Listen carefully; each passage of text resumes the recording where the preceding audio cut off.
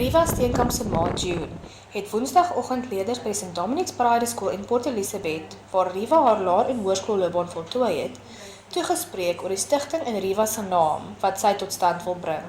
Die doel van die stigting is om mishandelde vroue en kinders by te staan en hulle te help om deur sorg en opvoeding hul lewens te herbou. Riva is op 14 Februarie 2013 deur die Paralimpiese atleet Oscar Pistorius doodgeskiet. June het in antwoord op 'n vraag van een van die leerders oor wat sy aan Oscar Pistorius sou sê as hy nou voor haar sou staan, gesê sy weet nie, maar dat dit iets is wat sy nie wil bespreek nie. Die leerders het tydens haar toespraak doodstil gesit en luister, veral toe sy oor vergifnis gepraat het. One has to forgive to move on, otherwise you become ill. And you forgive for God expects you to forgive. And until you've done that, you can't move forward in any way. But at the same time, we still suffer every day, my husband and I.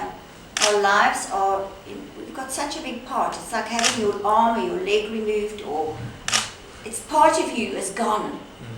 A big part, you know. She was so devoted to us and we to her since she was born. I didn't want him to be thrown in jail and be suffering, because I don't wish suffering on anyone.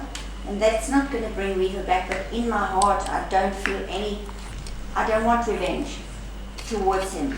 I'm past that. You know, once you've told God that you forgive, you have to forgive. June het ook gedeeltes uit 'n toespraak aangehaal wat Riva op die dag van haar dood by die Sandown Hoërskool in Johannesburg sou gelewer het. Riva sou volgens June daardie dag in haar toespraak haar gehoor aangemoedig het om dapper te wees en altyd die positiewe te sien. And then to say that receiving those things is very special, but not receiving anything doesn't define you as a person. She was brought up on a farm having no money but being blessed with amazing parents who never allowed her to be aware of her circumstances.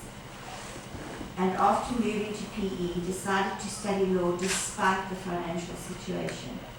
I worked hard to be acknowledged as one of the 15 top % academics at university, so that my studies could be 80% covered, and I worked to pay off the rest.